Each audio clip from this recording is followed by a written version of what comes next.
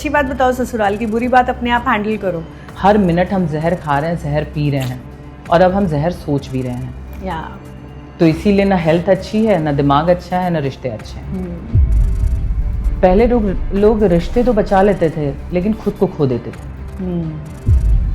Narcissism का सबसे बड़ा डिसएडवांटेज कि वो सबसे पहले आपके रिश्तों को खा जाता है। आपका उन लड़कियों के लिए क्या मैसेज होगा जो लोग अननेसेसरीली एलिमनी ले रहे हैं जबकि ज़रूरत भी नहीं है?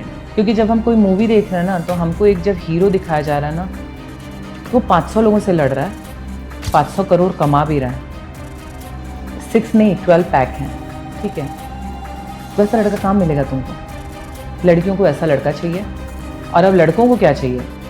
लड़कों को बॉडी दीपिका जैसी चाहिए, दिमाग और इंटेलिजेंट वाला चाहिए, और बिल्कुल जो नेचर है ना वो सीता वाला चाहिए। इतने सारे रिलेशनशिप काउंसलर्स हैं, उसके बावजूद भी रिश्ते क्यों टूट जाते हैं? तो आप जज कर रहे हो, बंदा आपसे बात नहीं करता है, फिर घुटता जाता है, रिश्ते दूर हटते चले जाते हैं, लोग अकेले होते जा रहे हैं, और अब अकेले होकर उनको 2 ही लोग अच्छे लगते हैं, या तो जानवर या भगवान।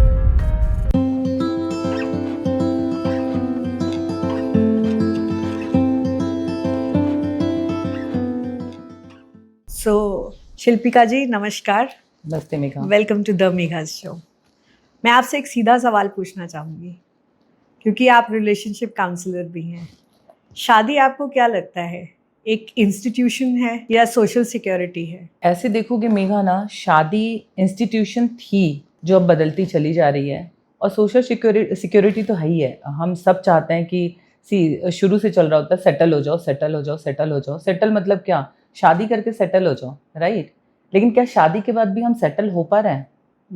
नहीं हो पा रहा है। माँ बाप शादी करते हैं, और शादी करते ही एक अगला क्वेश्चन उनके सामने खड़ा होता है, क्या इनकी शादी चलेगी? क्योंकि हमारे लिए अब डिवोर्स टैबू नहीं रह गया। पहले हम लोग के दादा दादी के टाइम और माँ बाप के टाइम जब कोई डिवोर्स बोलता था ना, तो लोगों की जुबान कांपती थी कि यार शिट, डिवोर्स। आजकल लोग एंटर ही यही सोच के करते हैं कि नहीं जमेगी ना तो छोड़ देंगे।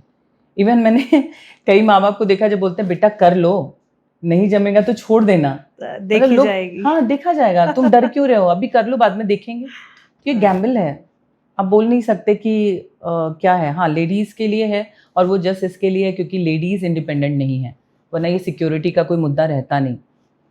आज सारी लेडीज़ ये सोच के घुसती हैं कि यार ठीक है, पहले तो अब तो लेडीज़ को पढ़ाया जा रहा है, पहले तो पढ़ाते भी नहीं थे, इसको पढ़ा के क्या होगा, ये तो दूसरे के घर जाएगी। बिल्कुल तो सही आप कुछ बात कर नहीं सकते। जब पढ़ी लिखी गवार लड़की को आप किसी के यहाँ भेज दे रहे हो, तो वहाँ वो स्लेव की तरह ही रहेगी ना, वहाँ अथॉरिटी कैसे उसको मिलेगी?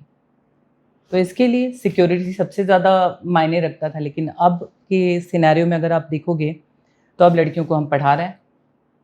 अब लड़कियां सिक्योरिटी नहीं चाहती, अब लड़कियां सम्मान चाहती हैं, उनको रिस्पेक्ट चाहिए।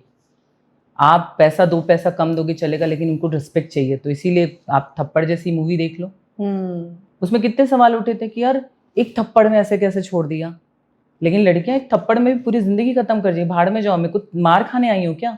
अभी कोर्ट का एक केस था जिसमें था कि एक पति ने केस डाला कि मेरी जो वाइफ है वो घर का काम नहीं करती है, माँ बाप का ख्याल नहीं रखती है। तो सुप्रीम कोर्ट ने बोला तुम शादी करके बाई नहीं लेके आए हो, आप शादी करके एक जीवन साथी लेके आए हैं। तो हमारे समाज की मानसिकता ये है कि औरत आ रही है तो घर का काम करेगी, मर्द है तो बाहर का काम करेगा। ये कंडीशनिंग है हमारी। तो बोल सकते हो पहले के सिनेरियो में कि सिक्योरिटी है, बट अभी तो नहीं है। हाँ एक्चुअली पहले तो ऐसा होता था कि चलो चलो उम्र हो रही है शादी कर लेते हैं। फिर डिवोर्स के लिए बात आती थी, अरे लोग क्या कहेंगे। बिल्कुल। और आई थिंक माँ बाप भी तब अलग थे। हमारे माँ बाप ने हमें यही बोला कि अच्छी बात बताओ ससुराल की, बुरी बात अपने आप हैंडल करो, तुम्हें किस लिए पढ़ाया लिखाया है। बिल्कुल। सो अभी वो लाइक यू राइटली सेड कि हम खड़े हैं, हम देख लेंगे। It's like a प्रीनेप।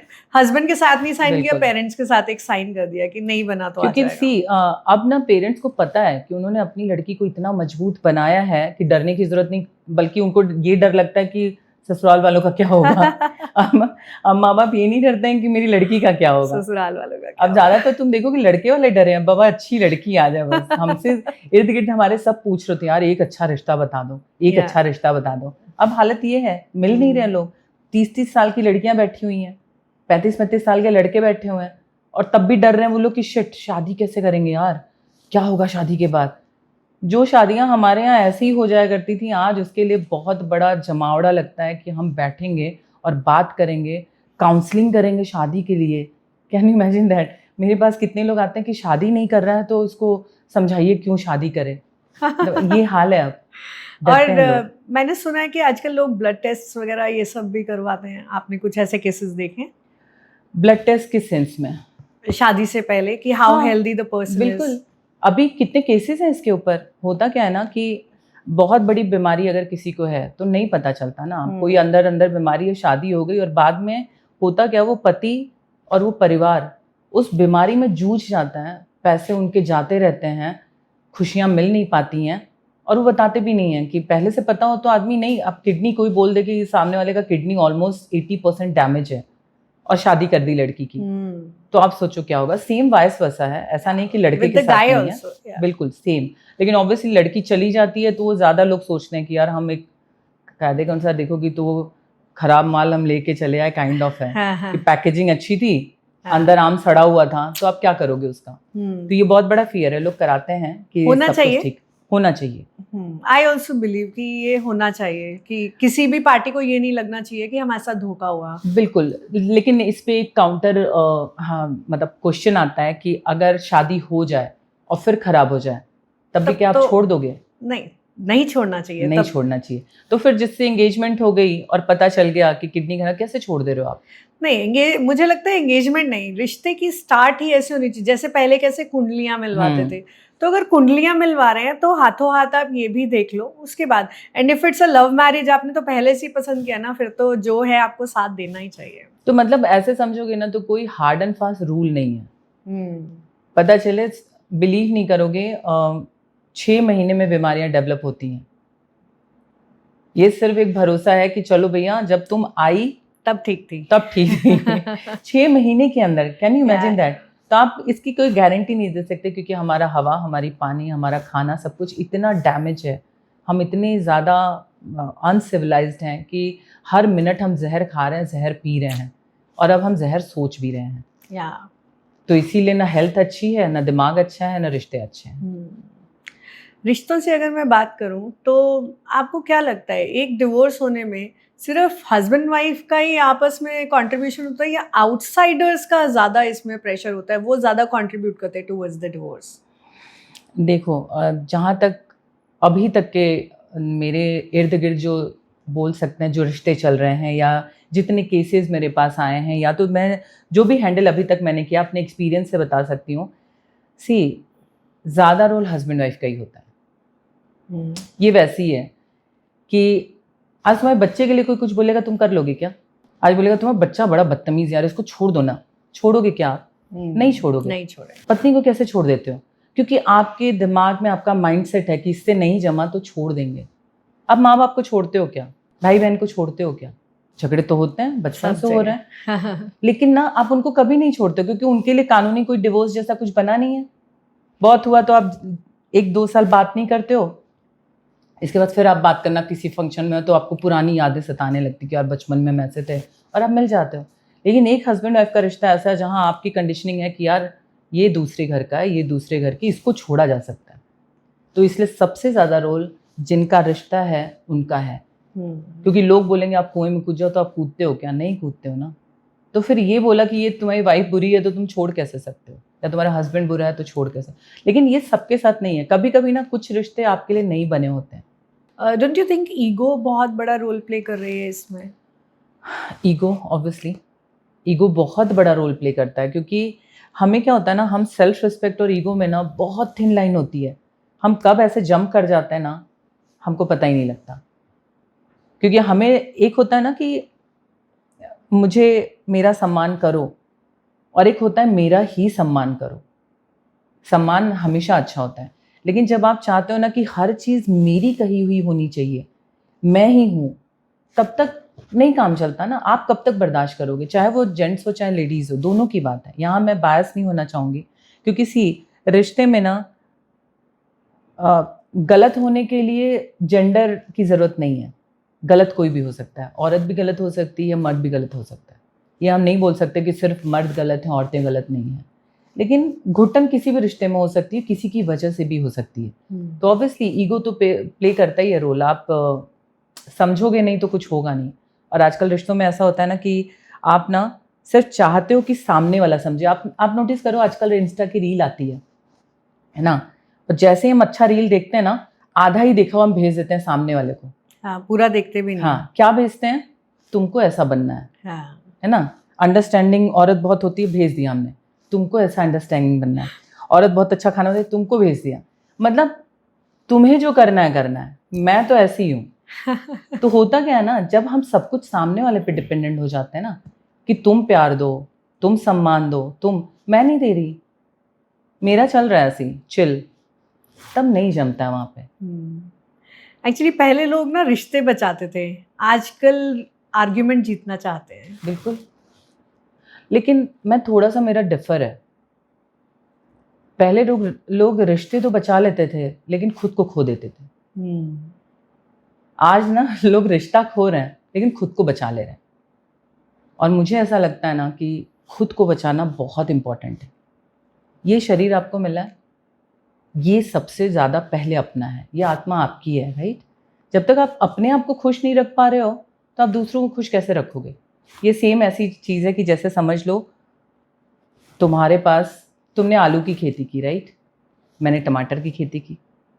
अब तुम मुझसे बोल रही हो कि मुझे आलू दो, और मैं बोल रही हूँ कि मेरे पास है ही नहीं है। हाँ, ये तो कंडीशनिंग का प्रॉब्लम है। नहीं, जो चीज़ मेरे पास है नहीं, मैं तुम्हें दे ही नहीं सकती, लेकिन हम वही चीज़ मांग रहे होते हैं कि नहीं मुझे ये दे दो, तुम्हारे पास है, तुम दे नहीं रही हो यार, कैसे कर रही हो यार। ये वैसा हो गया। और होता कैसे, मेंटल जो लोग परेशान है, हम उनको काउंट ही नहीं करते। आज काउंसलिंग इतना क्यों बढ़ गया? ये पहले सुना था क्या 20 साल पहले? नहीं। एंजाइटी और डिप्रेशन और इसे नहीं, पागल ही बोला जाता था, थप्पड़ मारते थे लोग। डिप्रेशन बोल दो तो थप्पड़ मारते थे। क्या डिप्रेशन वर्ड ही अब उस समय से आया हुआ है, राइट। आज तक तो इतना नॉर्मलाइज हो गया। एग्जैक्टली। नहीं, नॉर्मलाइज इतना कि किसी को ना हो तो लोग बोलते अच्छा तुमको डिप्रेशन नहीं है क्या? ये हाल है। छोटे छोटे बच्चे बोलते हैं। बिल्कुल।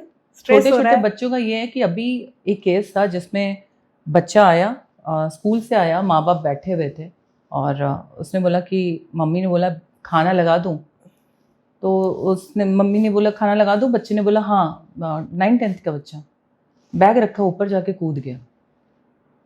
आप सोच सकते हो उन माँ बाप का। नहीं पता ना,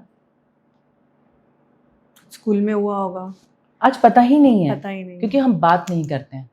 और जब हम बात करते हैं तो हम अपनी बात रखना चाहते हैं। हम चाहते हैं कि सिर्फ जो हम कह रहे हैं ना वो सच है। हम सामने वाले की कोई भी चीज़ समझना नहीं चाहते, हम अंडरस्टैंड करना ही नहीं चाहते। हमको सिर्फ अपनी बात कहनी है कि जो मैं कह रही हूँ ना वही करेक्ट है, बाकी कोई करेक्शन नहीं है। और जब तक हम ना रिश्तों को अपने ऑर्गन जैसा नहीं समझेंगे ना, हस्बैंड वाइफ क्या है, एक हम बोलते हैं गाड़ी के 2 पहिए, मैं तो बोलती हूँ शरीर के 2 आँख हैं। आज एक पल, मतलब एक आँख आपकी अंधी हो जाए, आपको चलेगा क्या? सही बात। फिर बीवी खराब हो जाती है, तकलीफ में है, आपको चलता है क्या? हस्बैंड तकलीफ में है, आपको क्यों चलता है? लेकिन वहीं एक जवाब और है कि जब ये सड़ जाए ऑर्गन तो निकालना बहुत जरूरी। इसलिए मैं बोलती हूँ कि जब रिश्ता सड़ जाए ना, तो बजाय उसको ठीक करने के वहां से निकलो, सड़े हुए रिश्ते में मत रहो। हाँ, लेकिन रिश्ता जब तक अच्छा चल रहा है आप उसको बनाने की कोशिश करो, क्योंकि रिश्ता एक दिन में नहीं बनता। आप शरीर में रोज मेहनत करते हो ना, ब्रश करते हो, ये करते हो, ऐसे रिश्ते में रोज पॉलिशिंग लगती है, मशीन है ये। इन्वेस्टमेंट तो लगती है, आपको रोज बनाना पड़ेगा, रोज वो एक हक देना पड़ेगा, रोज एक मुस्कान देनी पड़ेगी, रोज आपको पूछना पड़ेगा तुम कैसे हो, दिन कैसा है, क्या हुआ आज, क्यों उदास हो, हर चीज़ पूछनी पड़ेगी। आज ये दुख रहा है तो क्या हो रहा है, आपको पता होना चाहिए।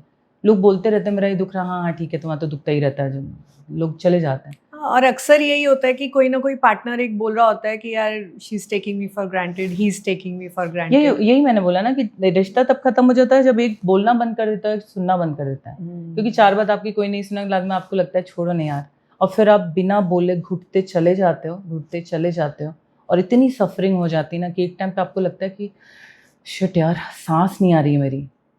और यही वजह है कि 60 साल के बाद भी लोग सोचते हैं अब जिम्मेदारियां खत्म ना, अब इससे छुटकारा चाहिए मुझे। हाँ, ये ग्रेट डिवोर्स एक नया टर्म आया ना, व्हाट इज दैट? ये वही है ना कि जैसे कैसे होता है पता है क्या, अभी मैक्सिमम देखोगी ना तो शादियां, जैसे जो मैं बोल रही हूँ, घुटन होने लगती है, कभी पार्टनर सही नहीं मिला। सबसे बड़ी बात तो ये है कि अगर आपको रिश्ते में पार्टनर सही नहीं मिला तो आपकी सफरिंग ना डे 1 से शुरू हो जाती है। और पार्टनर सही का मतलब कि आपकी सोच से बिल्कुल अलग, कोई गलत नहीं होता है। आज तुमको अगर मूवी देखना पसंद है, मुझे नहीं पसंद है। तुमको पार्टी करना पसंद है, मुझे नहीं पसंद है। तुमको शराब पीना पसंद है, मुझे नहीं पसंद है। हमारी लाइकिंग इतनी अलग हो गई कि मैं जब मैं खुश होंगी तो तुम नहीं खुश हो सकती, और जब तुम खुश होगी तो मैं नहीं खुश हो सकती। तो हम में से एक तो दुखी होगा ही, राइट। तो जो थोड़ा पावरफुल होगा वो अपनी खुशियाँ ले लेगा, जिसको थोड़ा कम फ़र्क पड़ेगा। लेकिन जिसको थोड़ा ज़्यादा फ़र्क पड़ता है वो सोचता है छोड़ो, चलते हैं, छोड़ो, कर लेते हैं। लेकिन वो डे बाय डे जब आप करते जाते हो ना चाहते हुए भी, वो थकते जाते हो, एक टाइम के बाद वो थकान ना आपको तोड़ देती है। और जब आप चाहते हो तोड़ना तो आपके बच्चों का चेहरा आपके सामने आता है। बच्चे कैसे पलेंगे, आपके पास उतनी आमदनी नहीं है। माँ बाप बोलते हैं क्यों छोड़ना है, खाना पीना तो दे रहा है, सब अच्छा है, गाली दे रहा है क्या तुम्हें, मार रहा है क्या तुम्हें। हमारे यहाँ तो ये कि जब तक कोई मारे ना गाली दे तो छोड़ क्यों रहे हो। हम इस लेवल पे तैयार हैं। They don't understand the emotional and mental Exactly. stress we are going feeling through. हम उसको समझते ही नहीं। वो हम ये क्या होता है, मेंटल स्ट्रेस क्या होता है। पति खाना दे रहा है ना, मार नहीं रहा है ना, सामने ले जा रहा है ना सबके, तो हमारे लिए उतने ही काफ़ी है। हम बेसिक्स में जिंदा हैं। आज क्या हो रहा है, आज हम उस और वही घुटन चली आ रही है। अब उसमें क्या होता है ना कि जब आप बच्चे का चेहरा देख रहे हो, माँ बाप का चेहरा देख रहे हो, सोसाइटी का चेहरा देख रहे हो, तब तक आप ना घुटते चले जाते हो, जूझते चले जाते हो। बट जब बच्चे सेटल हो जाते हैं, माँ बाप मर जाते हैं, तब आप बचते हो 60 साल के एक उस अवस्था में जब आपको लगता है अब ज़िंदगी ना मेरी 10-15 साल की बची है, अब ये जीवन मुझे दोबारा नहीं मिलेगा। क्या अब भी मुझे इसी में रहना है क्या, क्या अब भी मुझे घुटना है क्या अब भी मुझे टूटना है क्या। नहीं, अब मुझे आज़ाद होना है। तब आप वो 15 साल की ना 10 साल की अपनी आज़ादी लेते हो और छोड़ देते हो। फिर आप फ्रेंड्स के साथ, आपको तब अकेले भी रहना अच्छा लगता है। क्योंकि अकेले जब आप रहते हो तो अपनी मर्जी से चलते हो। आपको जब टीवी देखना है देखते हो, जब सोना है तब सोते हो, जो पहनना हो पहनते हो, कोई आपको टोक नहीं रहा है क्या पहन लिया है, ऐसे मत चलो, ऐसे मत रहो, ऐसी ही लग रही हो, क्या बोलती हो, कैसे बोल रही हो। कितना घुटन है। आप सोचोगे जो हर पल आपको कोई ये बोल रहा है कि तुम अच्छी नहीं हो। आप बोल रहे हो और मुझे घुटन हो रही है ऑलरेडी कि अगर हमको ऐसा कोई बोले तो कितना अजीब लगता है। लेकिन हम अपने लिए क्या चाहते हैं, कोई बोले वाह तुम क्या लग रही हो, क्या अच्छी लग रही हो यार, तुम बहुत अच्छी इंसान हो, तुम ही हो बस सब कुछ। चाहते तो हम अपने लिए ये हैं, ये मिलता क्या है। और ये दोनों पार्टनर के लिए। हम चूंकि मैं एक फीमेल के तौर पे बोल रही हूँ तो हर किसी को लगेगा कि मैं फीमेल के लिए बोल रही हूँ, लेकिन हम भूल जाते हैं वो छोटी छोटी सवाल जो हमें सुबह उठ के पूछने चाहिए कि कैसी हो तुम, कैसी रही नींद, अच्छा लगा क्या, वो चाय का कप लेके हम बैठे साथ में, अच्छे गाने सुने। नहीं चाहिए वो परेशानियाँ, वो दुख की कोई उधर बैठा है कोई इधर बैठा है। आपको चाहिए तो वही ना, ज़्यादा से ज़्यादा क्या चाहिए एक साथ के लिए। हम तो शादी इसीलिए करते हैं, साथ के लिए ही करते हैं। सिक्योरिटी तो बहुत बाद में आती है। से आजकल एक्चुअली सब पढ़ लिख गए हैं, पेरेंट्स ने इतना काबिल बना लिया, तो आप अपने आप को खुद ही सिक्योर कर सकते हो। बिल्कुल, आपको मेल पार्टनर की या फीमेल पार्टनर की ज़रूरत नहीं है। ये सारा गेम ना पावर का है। पावरफुल आदमी क्यों सुनेगा किसी की। लेकिन अगर किसी भी पावर को ना आप सप्रेस कर दो, आप जंगल के शेर को भी ला के पिंजरे में रख दोगे ना तो आपकी सुनेगा, सुनता ही है। It's all about power. जो पावरफुल है वो नहीं सुनेगा। तो हमारे यहाँ चूंकि जेंट्स हमेशा से पावरफुल थे तो उन्होंने नहीं सुनी, अपनी चलाई। आज वो मुट्ठी भर जो लेडीज पावरफुल हुई हैं, वो जब अपनी चला रही है ना तो इतना पेन हो रहा है पूरी सोसाइटी को ना। तो लग रहा है कि शिट यार, ये चुड़ैल है, ये गंदी है, ये बुरी है, ये है। बहुत सारे टैग लग चुके हैं क्योंकि लोगों को आदत नहीं है कि औरत हो के ऐसा कर रही हो, माँ हो के ऐसा कर रही हो, पहले खा ली बच्चे को नहीं खिलाया। हम सोचते ही नहीं अपने बारे में कि यार हम एज ए इंडिविजुअल इंसान हैं। जब भगवान ने हमें पैदा किया तो ऐसा नहीं पैदा किया कि सुनो ये औरत है इसको तो ऐसे ही रखना, ये आदमी है इसको अच्छे से रखना, ऐसा कहीं नहीं था। हाँ, जबकि भगवान ने तो औरत को ऊपर का दर्जा दिया है हमेशा। एग्जैक्टली हमने पावरफुल बनाना बंद कर दिया। तो अभी मेरा हाथ, तुम इसको पावरफुल नहीं बनाओगी ना तो एक टाइम बाद ये हाथ कुछ काम का नहीं रह जाएगा। और ये हाथ है तो अब हम वो कह रहे हैं ना, हमारी सोसाइटी ने एक हाथ पहले ही काट दिया हमारी लेडीज़ पूरी 50% जनरेशन को ना एकदम अनपढ़ बनाए रखा, और जेंट्स जो है ना वो बहुत ज़्यादा पावरफुल हैं। अब तुम्हें मैं बहुत सारे जेंट्स की बता रही हूँ जो बोलते हैं कि हम ही को सब करना पड़ता है, हम बीमार रहते हैं तो भी जाना पड़ता है, हम नहीं चाहते तो भी काम करना पड़ता है, हमें बहुत थकान होती तब भी हम कुछ नहीं कर पाते, हमारे पर बोझ है। ये बोझ दिया किसने? सोसाइटी ने दिया। आज आपका एक अंग खराब कर देंगे तो एक हाथ से आपको डबल काम करना ही पड़ेगा। कितना अच्छा रहता है जब आप दोनों हाथ को मजबूत रखते और दोनों हाथ यूं करके चलते, तो ताकत तो दुगनी है ना यार। यस। लेकिन हमें ताकतवर बनाना नहीं था, अब रो रहे हैं कि यार हमें अकेले करना पड़ रहा है, हम क्या करें। तो लड़कों की भी गलती नहीं है, ये कंडीशनिंग हमारे सोसाइटी की है, किसी की गलती हम बोल नहीं सकते एक्चुअली। आजकल एक बहुत ट्रेंडिंग वर्ड है नार्सिसिज्म। अक्सर कोई ना कोई पार्टनर अपने दूसरे पार्टनर के लिए बोल रहा होता है, अरे मेरा पार्टनर बहुत नार्सिसिस्ट है। आपको क्या लगता है कि रियलिटी क्या है? ये जस्ट लेबल है या फिर रिस्पॉन्सिबिलिटी से बच रहे हैं?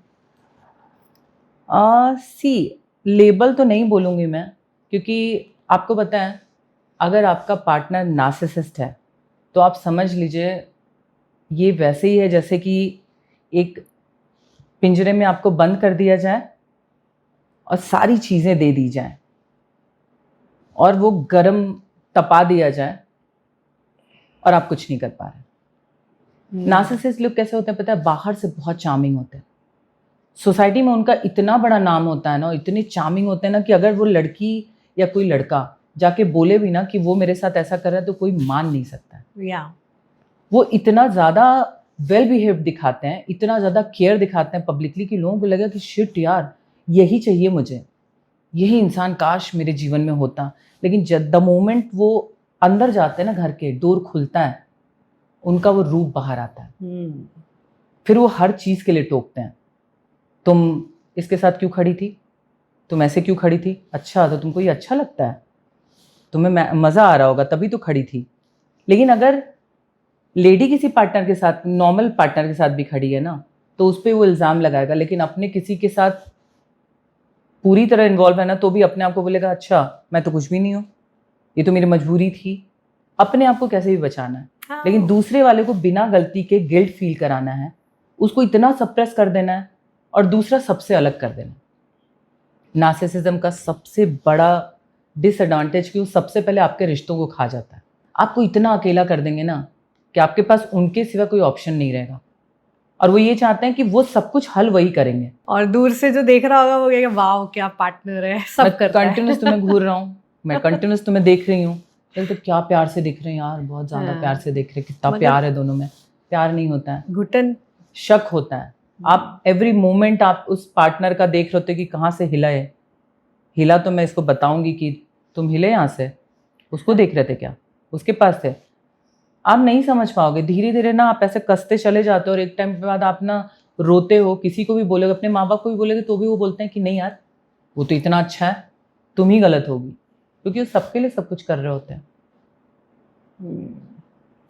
अक्सर ऐसे लोगों को विमेन झेल जाती हैं, मेन तो छोड़ देते हैं। तो वही अगेन पावर का गेम हो गया ना। विमेन इसलिए झेल जाती हैं क्योंकि उनके पास ना पैसा है, ना परिवार का सपोर्ट है, ना फ्रेंड्स हैं, ना लोग हैं। आज अगर जैसे एक केस था, जब मैंने जाके बात करनी चाहिए तो बोले तुम कौन हो, निकलो यहाँ से, ये मेरे घर का मैटर है। तो मतलब औरत घर के अंदर है, उनका मैटर है, तो वो औरत के साथ कुछ भी कर सकते हैं।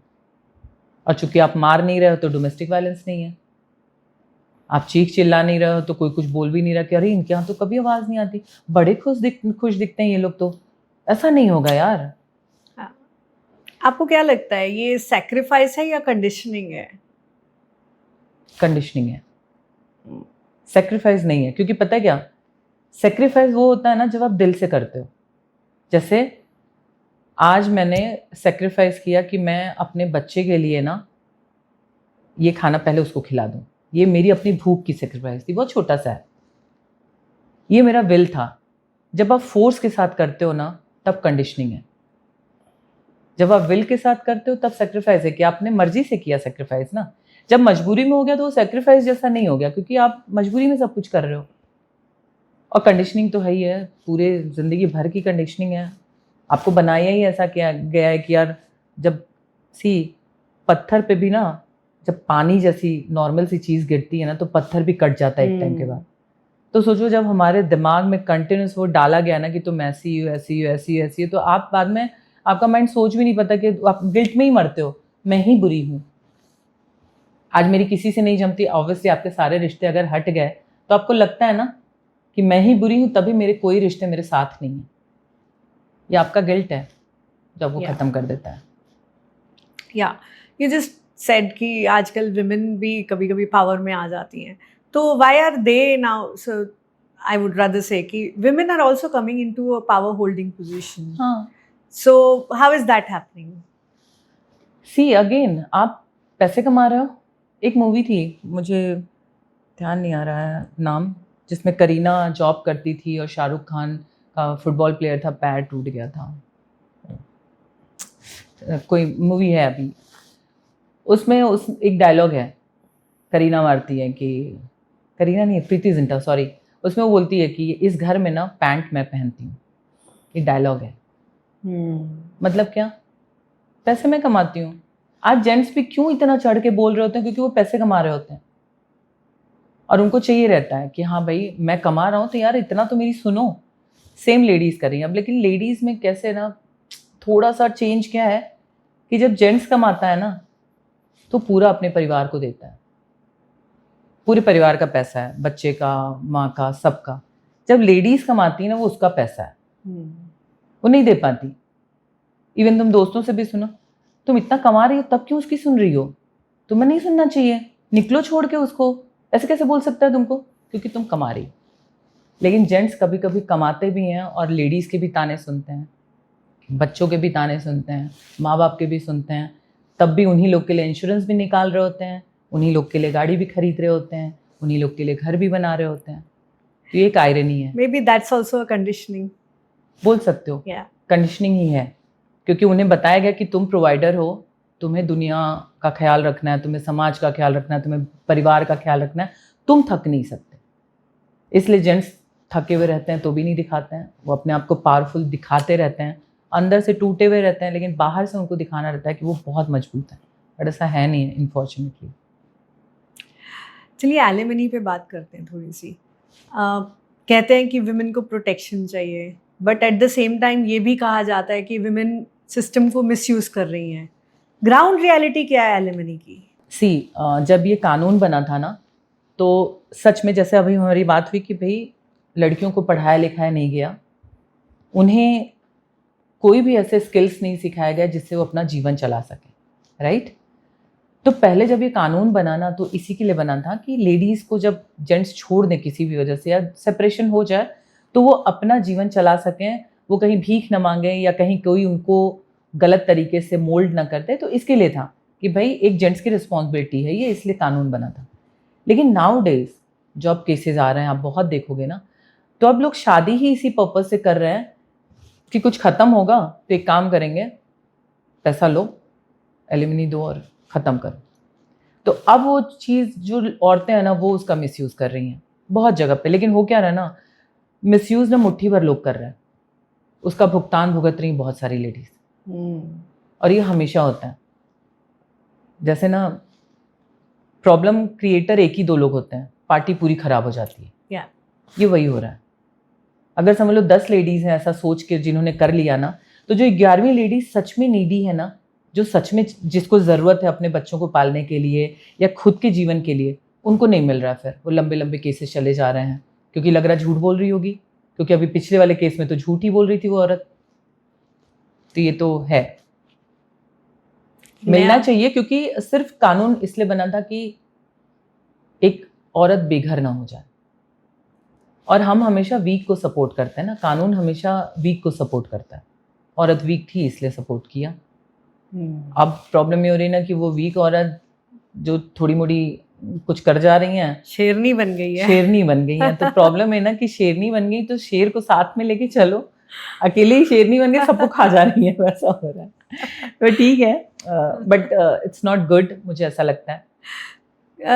कभी आपने ऐसा केस देखा है जहाँ पे रॉन्ग एलिमनी गई हो और आदमी के लिए alimony is more of a punishment? बहुत जगह है, बहुत सारे केसेस हैं। जैसे कि अब जैसे कि ऐसे पर्टिकुलर केस तो अभी ध्यान नहीं आ रहा, लेकिन ऐसे बहुत सारी जगहों पे है जहाँ अपने जितने, जैसे समझ लो जो आके हमें बताते हैं, जैसे जो अपने केसेस बताते हैं, उसमें जब उनकी बहुत सारी देखोगी ना पीछे के बैकग्राउंड, पीछे की चीज़ें, तो ऐसा पता चलता है यार वो जेंट्स ठीक है, उतनी दिक्कत भी नहीं कर रहा है, मतलब एक नॉर्मल लाइफ। सी सबको शाहरुख खान नहीं मिल सकता, या आपको समझना पड़ेगा, क्योंकि शाहरुख रहेगा तो वो भी किसी को ढूंढ रहा होगा अच्छी कोई ना। तो लोग क्या होता है ना कि लड़का उतना गलत भी नहीं है, पेरेंट्स भी सही हैं, लेकिन लड़की अननेसेसरी का एलिगेशन लगाती जाती है, और होता क्या ना एक टाइम पे ना पजल्ड होके लोग दे देते हैं कि यार छोड़ो, इससे पीछा छुड़ाओ।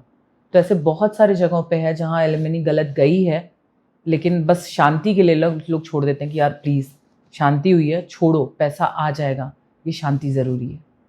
आपका उन लड़कियों के लिए क्या मैसेज होगा जो लोग अननेसेसरीली एलिमनी ले रहे हैं जबकि ज़रूरत भी नहीं है? ओके, अब मेरा इस पे अगर टेक बोलोगी तो मैं यही कहूँगी कि सी, अगर मैं उनको नहीं बोलूँगी, क्योंकि आज इतना बायस होके बोलूँगी ना तो तुम्हारी पॉडकास्ट पे गालियाँ पड़ेंगी, ऐसे कैसे बोल दिया। तो आप ये पॉडकास्ट चैनल इसीलिए हमने बनाया है कि आप अपने व्यूज को एक्सप्रेस कीजिए हाँ, freely। लेकिन मैं ना अपने लिए बताती हूँ। यस, मुझे ऐसा लगता है अगर आप एक सेल्फ रिस्पेक्ट वाली कोई भी लेडी हो, ठीक है, मैं कह रही हूँ आपके पास पैसे कम है, ऑब्वियसली जब हस्बैंड बहुत अच्छी पोजीशन पे हो और आपको सब कुछ मिल रहा हो, लेकिन आपको उस शादी में खुशी नहीं मिल रही है, ठीक है, और वो बंदा आपको बहुत परेशान कर रहा है, बहुत दुख दे रहा है, बहुत सब कुछ कर रहा है, और आपको हटना है, तो अगर आप जब पैसे के लिए रुकते हो ना, तो मतलब फिर आप सही नहीं हो।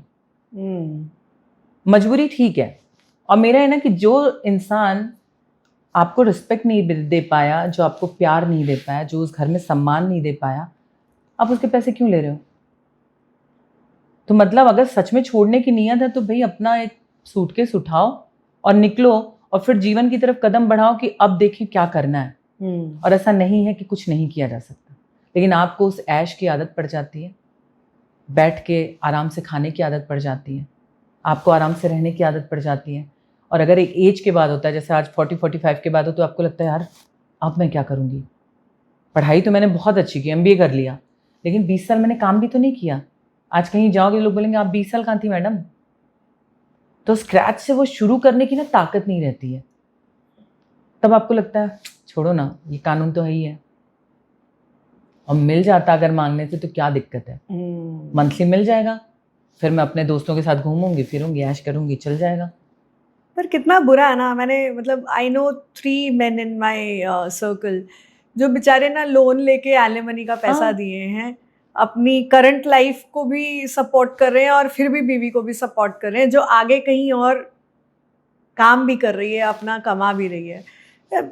Isn't it a part of conditioning कि कंडीशनिंग नहीं है ये, क्योंकि पहले तो नहीं था ऐसा, ये अब कानून का मिसयूज देखो हमेशा से होता है, जैसे जेंट्स भी करते आए हैं, इसको हम बहुत ये दो ऐसी प्रजाति है ना जिसको किसी को बेचारा नहीं बोल सकते हम। बस इतना बोल सकती हो कि इसके हाथ में लाठी थी तो इसने मारा इसको, अब लाठी इसके हाथ में है तो ये मारने की कोशिश कर रही है। प्रॉब्लम ये ना कि हम कभी ऐसे अपना समझ के साथ चले ही नहीं। आज सोचो ना, अगर ऐसे देखोगी ना तो आज पूरे समाज में औरतों को सबसे ज्यादा डर किससे लगता है? आदमियों से डर लगता है। या शेर से नहीं डर लगता, नहीं, सांप से नहीं डर लगता। हम अकेले जब रात में निकलते हैं तो हम ये नहीं सोचते कि शेर आ जाएगा, भालू आ जाएगा, हमको खा जाएगा। हाँ। हम किससे डर रहे हैं? हम आदमी से डर रहे हैं।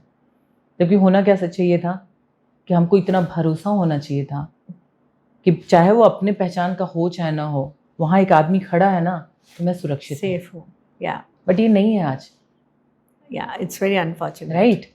और अब ऐसा हो रहा है ना कि सिर्फ और सिर्फ एक सेक्स ऑब्जेक्ट बन के लड़कियां रह गई हैं कहीं भी।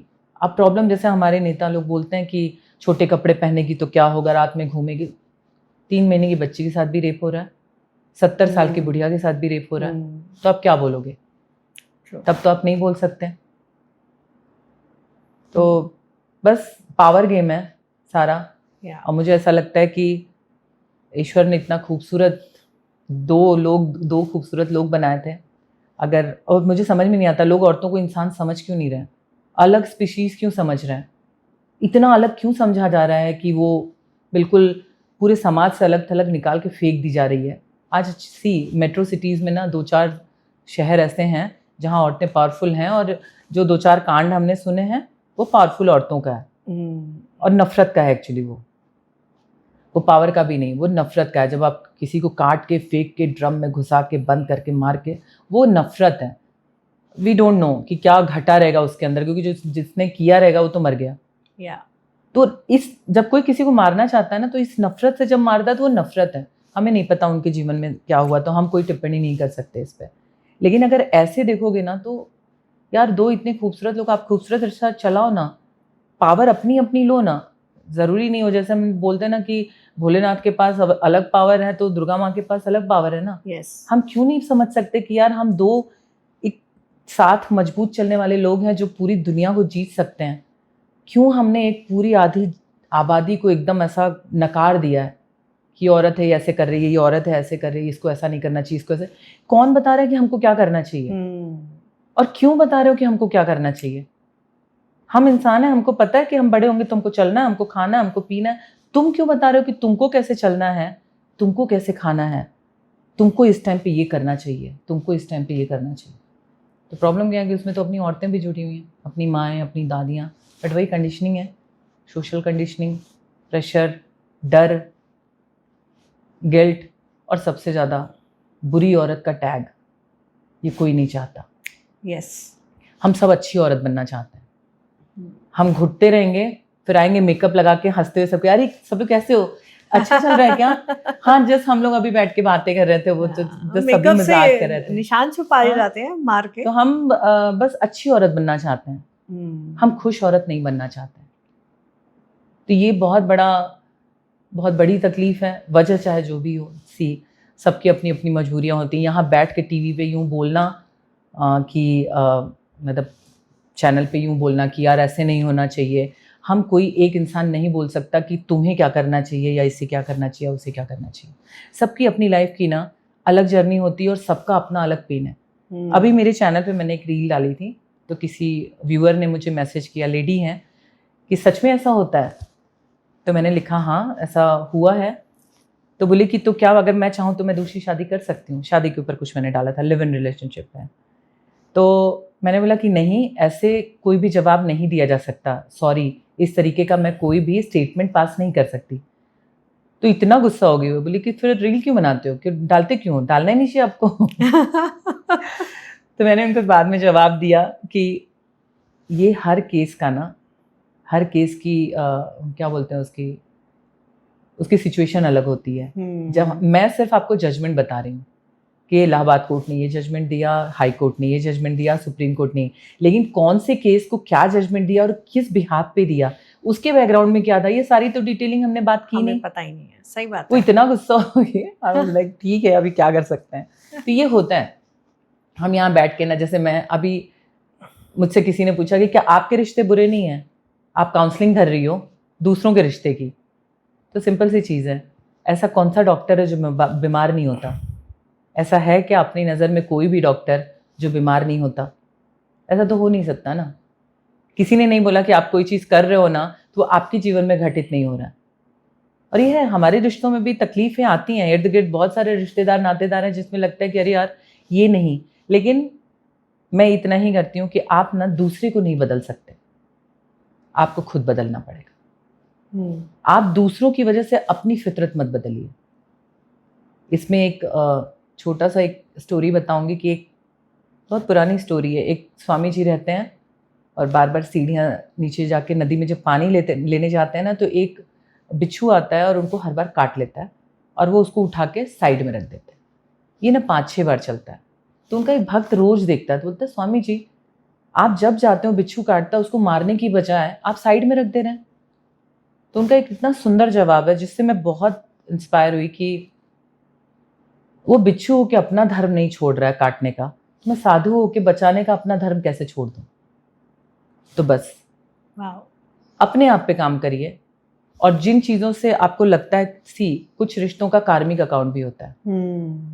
कभी कभी आप देखो ना, किसी को आप देख रहे होते हो, किसी के लिए आप बहुत कुछ कर रहे होते हो, लेकिन तब भी वो रिश्ता ना नहीं ठीक हो रहा होता है। नॉट एग्जैक्टली हस्बैंड वाइफ, कोई भी रिश्ता नहीं ठीक हो रहा होता है। आप कोशिश कर रहे हो, आप चाह रहे हो, आपका मन भी अच्छा है, आप अपने तन मन धन से लगे हो, लेकिन नहीं अच्छा होता।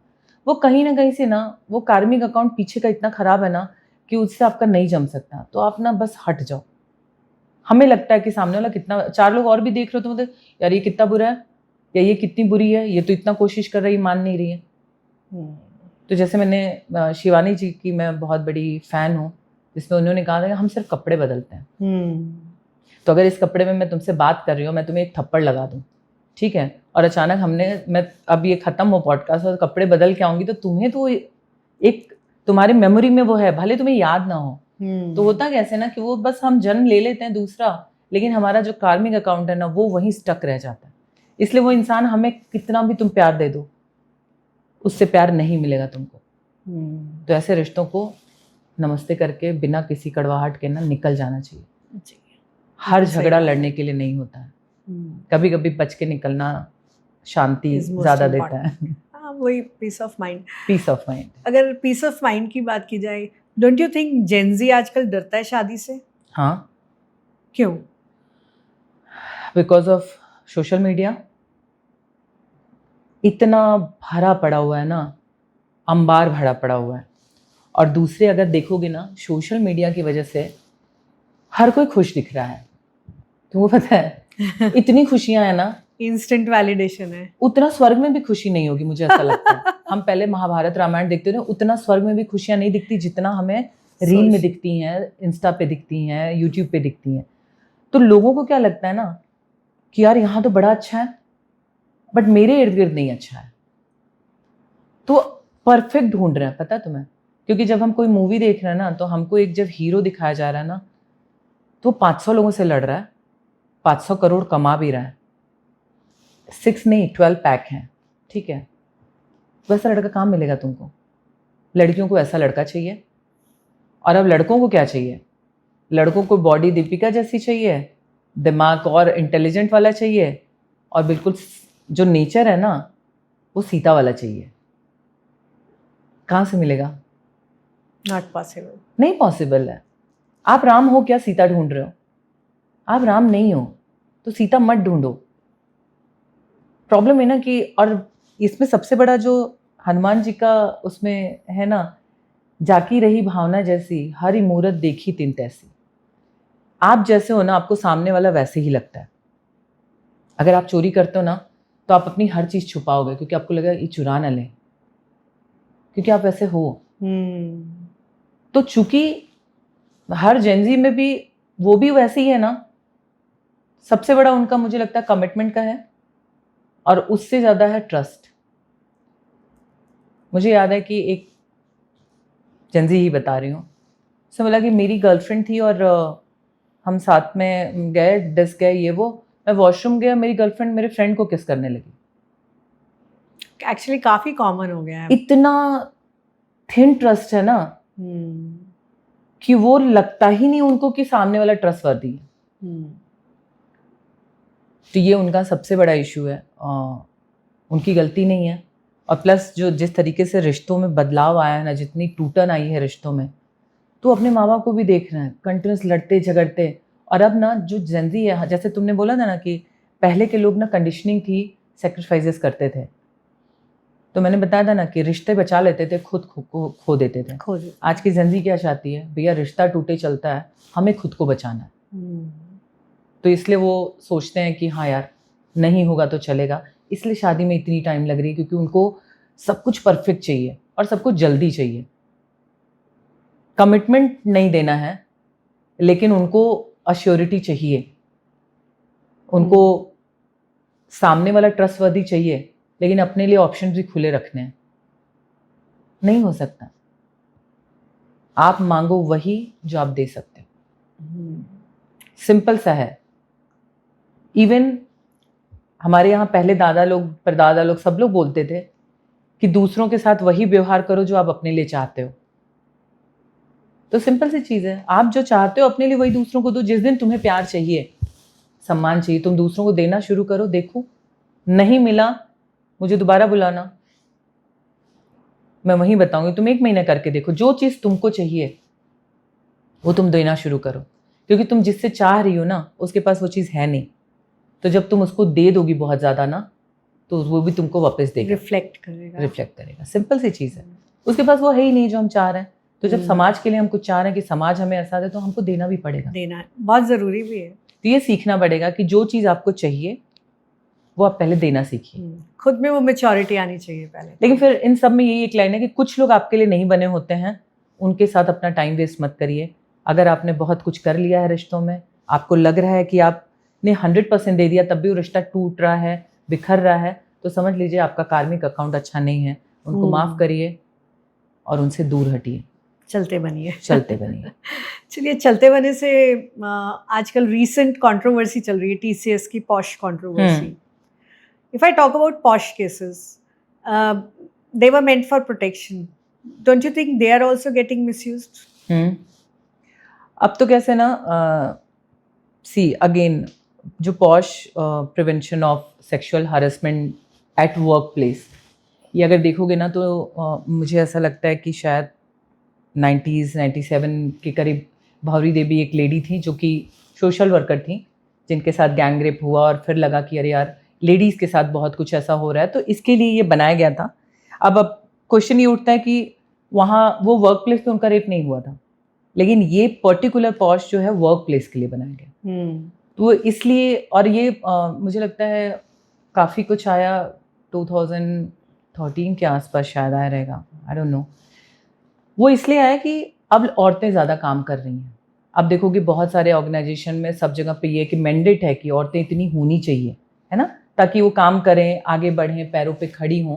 तो इसके लिए औरतें ज़्यादा जा रही हैं, और एक ही जगह पे जब 8 घंटे काम कर रहे हैं आप, तो कहीं ना कहीं से कुछ ना कुछ प्रॉब्लम क्रिएट होती है।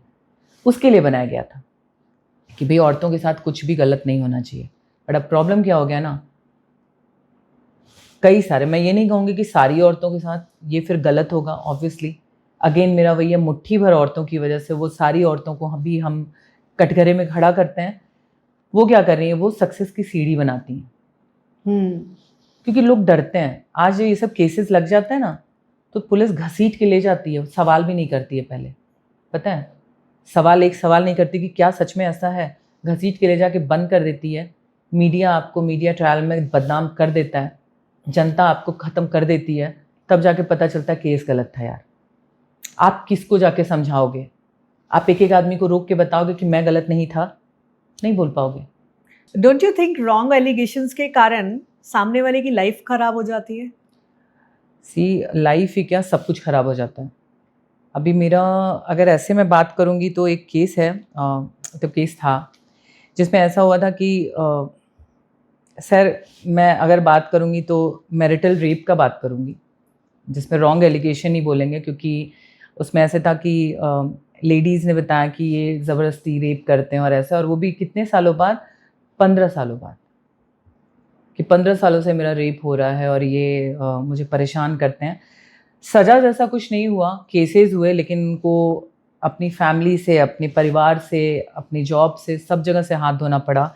इवन वो उनके ऑफिस में फ़ोन करके बोल देती थी कि ये मुझे टॉर्चर कर रहा है, ये बहुत गंदा इंसान है, ये मेरे साथ इस तरीके का बिहेव कर रहा है। और होता कैसे ना, लेडीज़ को लोग इतना बेचारी समझते हैं ना कि किसी भी तरीके से कोई एक फ़ोन भी जाएगा ना तो, और अच्छे पैकेज पे था बंदा, अब ख़त्म हुआ, और लास्ट में ये हालत हो गई कि अब वो लेडी उसको छोड़ने के लिए भी नहीं तैयार है। क्यों? छोड़ना क्यों है? अब बर्बाद तो कर दिया, देखो और बर्बाद करूँगी और मेरा खर्चा चला। मतलब लोग तो एक लाइन पे आते हैं तो ये लैंग्वेज शुरू करते हैं, really? देखो छोड़ूंगी नहीं, तू देख अभी। रियली ये तो बहुत कॉमन है। तुम सुनने बैठोगे तो लगेगा कि शिट यार, ये ऐसा भी होता है क्या, कर सकते हैं क्या ऐसा, बट करते हैं। और आप हो क्या ना, सी, जेंट्स का सबसे बड़ा क्या प्रॉब्लम नहीं बोलूँगी, मजबूरी बोल सकती हूँ, कि वो ना अगर ये बताएंगे ना कि मेरी बीवी मेरे ऊपर रेप केस डाल रही है ना, तो इससे बड़ा ना डूब मरने वाली चीज़ नहीं उनके लिए। 4 दोस्त हंसते हैं, साला इसकी बीवी ऐसा कर रही है, हंसते हैं लोग। आप बोल नहीं सकते ये चीज़ें, और अगर साम लो, और हुआ क्या था ना उस केस में, वो लेडी का पहले से अफेयर था, तो कभी उनके साथ ऐसा कुछ उसके साथ मतलब शादी ही गलत थी एक्चुअली, और वो कंटिन्यूस ना उसको जाने देती थी पास, जरा सा भी पास जाता था ना तो शी वाज लाइक कि he is trying to rape me, मतलब ये था उसमें। मुझे याद है कि जज ने कहा भी था कि अगर आप शादी जैसी चीज़ का ना, शादी में फिजिकल इम्पॉर्टेंट है, इसको आप मना नहीं कर सकते, इसके बिना भी शादी ऐसा नहीं है कि पूरी हो जाएगी, ये एक रिक्वायरमेंट है हमारे समाज को चलाने के लिए, ज़रूरी है, राइट। तो आप इसको मना नहीं कर सकते, लेकिन ज़बरदस्ती भी नहीं कर सकते, ये वैसा है। तो वो कंटिन्यूस मना करती जा रही थी, कंटिन्यूस, जब भी वो कुछ बोले तो बोलती मैं रेप का केस लगा दूंगी, मैं बता दूंगी। वो धमकियों से भरते भरते भरते उसकी पूरी लाइफ चौपट होगी। मुझे नहीं लगता कि वो बंदा अभी ठीक से जी भी रहा होगा, उसको बस लग रहा होगा कि बस ये खत्म हो दुनिया और मैं निकलूं। तो wasn't it a red flag for him शुरू से ही? नहीं होता है, रिश्तों में ना बहुत देर से पता चलता है, मालूम है क्या। शुरुआत में जब कुछ हो रहा होता है ना, ये इंसिडेंट अलग है, लेकिन रिश्तों में रेड फ्लैग का कैसे पता है क्या। शुरुआत में जब कुछ आपके साथ हो रहा होता है ना, जैसे समझ लो कि अभी तुम्हारे साथ कोई है स्टार्टिंग में जो बोल रहा है कि सुनो तुम साड़ी में ज़्यादा अच्छी लगती हो, ठीक है, तुम पे ना फुल स्लीव्स ज़्यादा अच्छी लगती है, तुमने बैकलेस मत पहना करो, वो ना ऐसे ढके हुए ना बड़े अच्छे लगते हैं। ये ना धीरे धीरे प्यार लगता है कि तुम ऐसे नहीं, तुम ना तुम्हें कोई देखे मुझे अच्छा नहीं लगता है ना, तुम उसके साथ थी ना मुझे जलन हुई। ये बहुत छोटे छोटे स्टेटमेंट हैं। तुम इतनी देर कहाँ थी, मेरी तो सांस ही थम गई, मैं जी नहीं पाया, है ना। तो तुम्हें क्या लगता है, शिट यार कोई मुझसे इतना प्यार करता है, मैं किसी के लिए इतनी इंपॉर्टेंट हूँ कि कोई मर रहा है मेरे लिए, मुझे देखने के लिए कोई मर रहा है। ये फीलिंग ही अपने आप में इतनी क्लासिक है ना कि आप मना नहीं कर पाते हो। लेकिन जब यही आप कुछ समय तक झेल लेते हो ना, तो आपको पता चलता है कि एक्चुअली प्यार था ही नहीं। और फिर ये रेड फ्लैग जब तक आपकी लाइफ में आता है ना, तब तक इतना लेट हो चुका रहता है ना कि आप उसमें से निकलने का ना, वो अभिमन्यु जैसा हाल हो जाता है। आपने घुसना तो सीख लिया, निकलना आपने सीखा ही नहीं। तो मरना तो तय है, या तो रिश्ता मरे या आप मर जाओ। उसमें आप जिंदा नहीं निकल सकते, ना तो रिश्ता ना आपको चूज करना पड़ेगा, या तो आप रिश्ता मारो या खुद को मारो। तो मैं तो यही बोलूँगी, रिश्ता मारो, क्योंकि खुद आपकी रिस्पॉन्सिबिलिटी, ईश्वर ने आपको ये जन्म दिया है तो आपकी रिस्पॉन्सिबिलिटी आपके प्रति पहले बनती है। आपको जिंदा बाहर निकलना है। हाँ, इन सब में मैं ये बोलूँगी कि आप ना किसी से बात करो, जब भी किसी भी आजकल मेंटल फिजिकल दोनों प्रॉब्लम बढ़ती जा रही है। फिजिकल देखोगे तो खाना पानी और जो भी है, और इन सब की वजह से ना मेंटल डिस्टर्बेंस इतनी ज़्यादा है ना, लोग आपस में बात नहीं करते हैं। और जब तक आप बात नहीं करोगे ना, और होता कैसा है ना, जैसे ही आप किसी सामने वाले से बात करते हो ना, किसी फैमिली मेम्बर से या किसी से भी, तो अगर समझ लो तुम मेरी हस्बैंड हो, ठीक है, मैंने कोई चीज़ मुझे ख़राब लगी, मैंने तुम्हें बताया, अगर तो तुम दोषी हो तो तुम चिल्लाने लगोगी, ऐसे कैसे समझ लिया, ऐसे कैसे कर दिया मैंने, तो मुझे लगता है अरे यार शिट, यहाँ तो बात नहीं कर पाएंगे, तो चिल्लाने लगे। तो आप एक दो बार ट्राई करते हो, बाद में बात नहीं करते हो। पेरेंट्स के साथ बच्चे बात नहीं करते हैं क्योंकि पेरेंट्स चिल्लाने लगते हैं, तो आप बात ही नहीं कर पा रहे हो एक्चुअली, और आप घुटते चले जाते हो और चीज़ें खराब होती चली जाती हैं। मुझे लगता है आपको बात करना चाहिए। आज ये काउंसलिंग इतना ऊपर आया ही कैसे? मैं कह रही हूँ 10 फैमिली मेम्बर के रहते आपको 11वें की ज़रूरत पड़ ही क्यों रही है? क्योंकि 11वां ना आपको जज नहीं कर रहा है। मेरे सामने एक लड़की आई थी जो मतलब मुझे बोल रही थी कि मैं नहीं चाहते हुए भी ना किसी को माफ़ नहीं कर पा रही हूँ, किसी के साथ रह नहीं पा रही हूँ, मुझे अकेले रहना है। मुझे सब लोग लगता है कोई मुझे समझ नहीं पा रहा है, कोई मुझे जानना नहीं चाहता, हर कोई मुझ पे एलिगेशन लगा रहा है, हर कोई मुझे गलत समझ रहा है, मैं क्या करूँ? सोचो उसकी इतनी भरी पूरी फैमिली रहते हुए मुझसे बात कर रही है।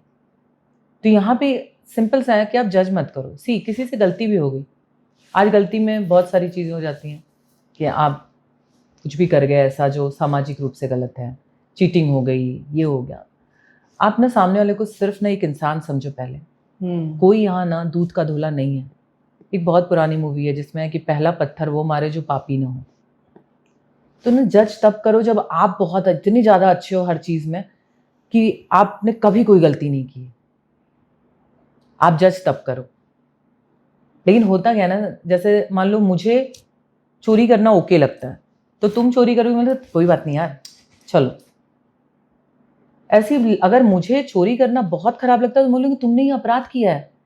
तो लोगों का यही हो रहा है, जो उन्होंने गलती की, मान लो मैंने चोरी की, तुमने रेप किया, ये वैसा वाला केस है कि मुझे जो अच्छा लग रहा है ना, मैं जो कर रही हूँ मुझे लग रहा है ठीक है ओके, लेकिन जो तुम कर रही हो ना वो गलत ही है, तुमने ऐसा कैसे कर दिया। तो आप जज कर रहे हो, बंदा आपसे बात नहीं करता है, फिर घुटता जाता है, रिश्ते दूर हटते चले जाते हैं, लोग अकेले होते जा रहे हैं। और अब अकेले होके उनको दो ही लोग अच्छे लगते हैं, या तो जानवर या भगवान, क्योंकि दो ही लोग ना उनकी पूरी बात सुनते हैं और उनको जवाब नहीं देते। आज पूरी दुनिया में देखो कुत्ते ज़्यादा हैं, भगवान ज़्यादा हैं, इंसानों से रिश्ता नहीं है अब, क्योंकि आपको अच्छा ही नहीं लगता कि कोई आपको क्रिटिसाइज करे, कोई आपको समझाए, कोई आपसे झगड़े, कोई आपको गलत कहे, आपको नहीं पसंद। आपको सवाल पूछना नहीं पसंद। हमारी सोसाइटी का ये सबसे बड़ा प्रॉब्लम हो गया।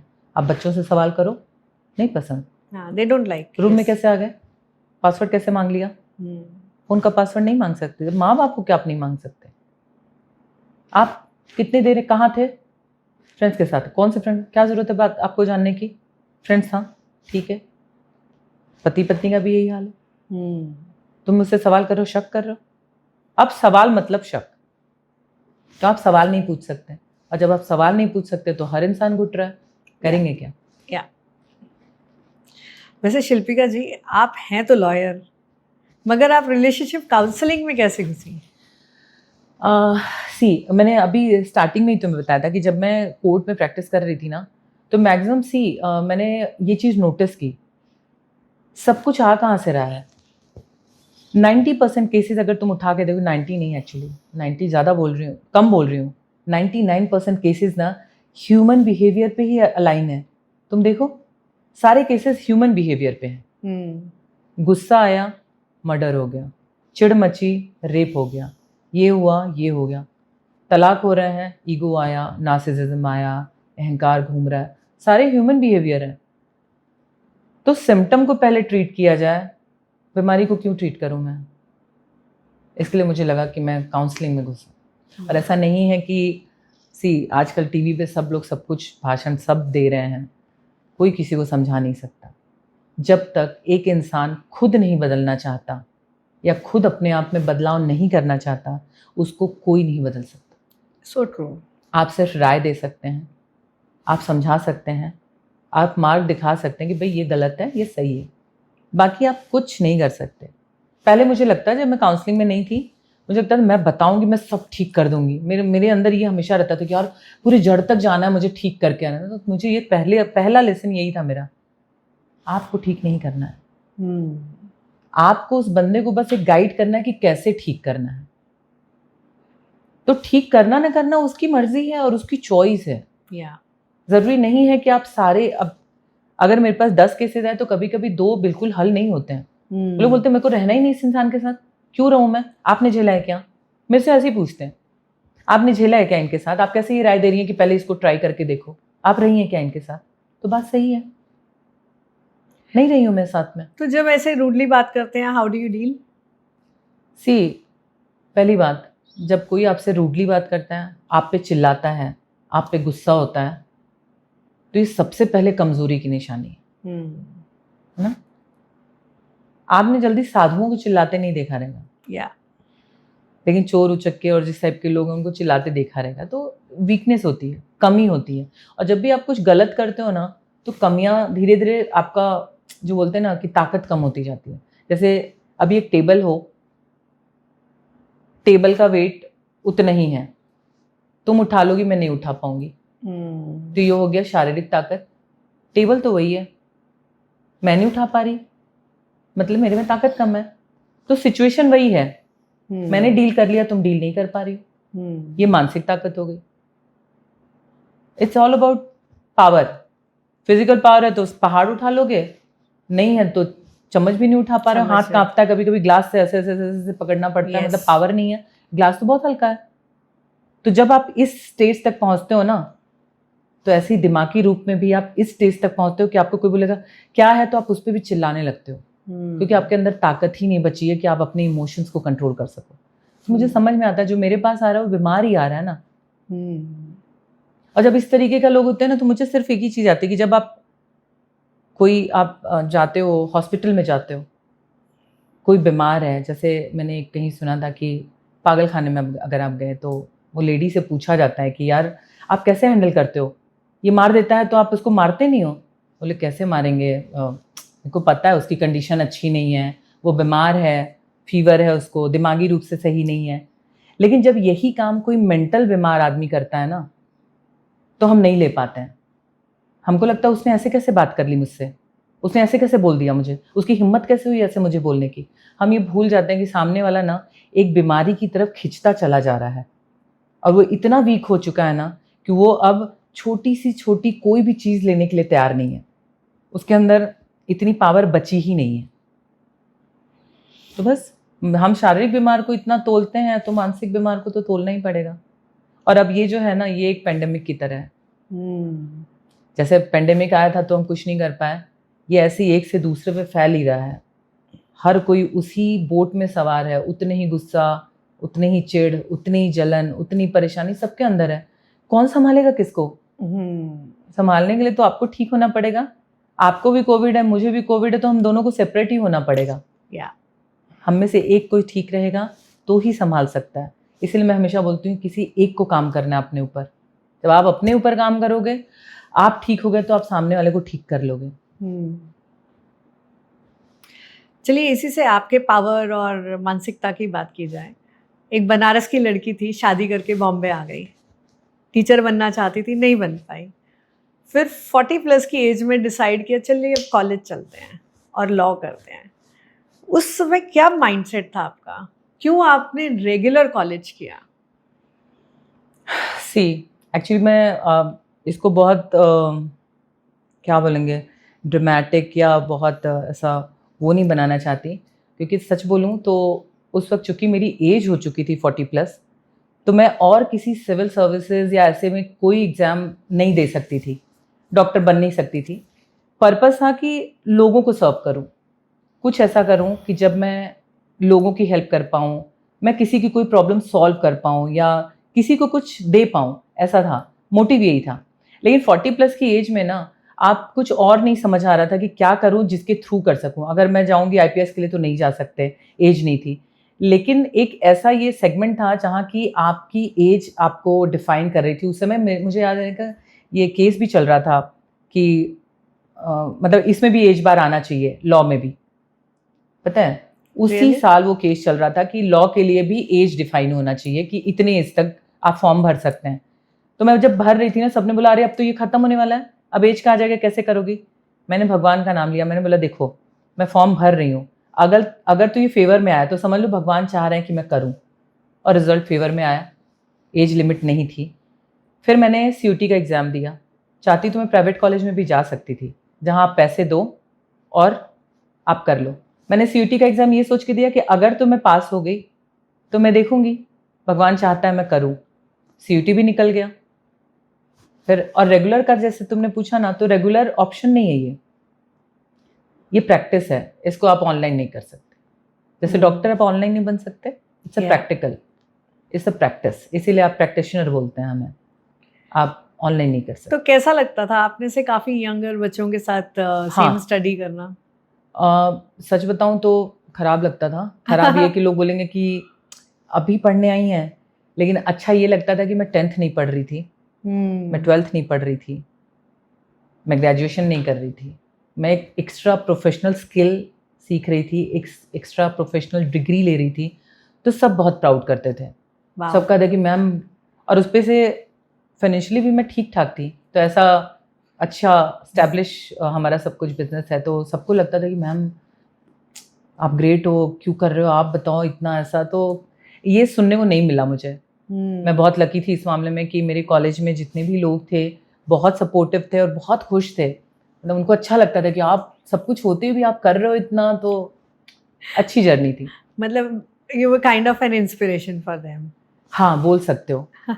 कई लोगों के लिए मुझे आज खुशी है कि बहुत सारी लेडीज़ के लिए भी, एक्चुअली मैं बोलना चाहूँगी लेडीज़ हूँ या जेंट्स हूँ, लेडीज़ के लिए मैं हमेशा इसलिए बोलती हूँ, लोग ये ना सोचे कि मैं बायस्ड हूँ, क्योंकि वही एक तबका है जो बहुत सोच रहा है, करूँ नहीं करूँ, कर पाऊँगी नहीं कर पाऊँगी। आफ्टर 40 लेडीज़ नहीं कर पाती हैं।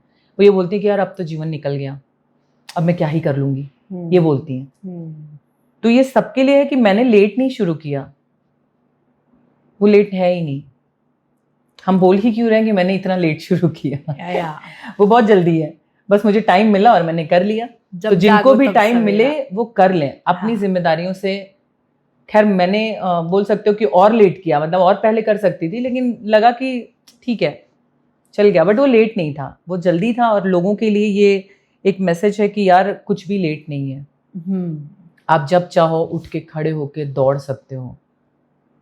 भागने दौड़ने और आगे बढ़ने के लिए कुछ भी लेट नहीं होता।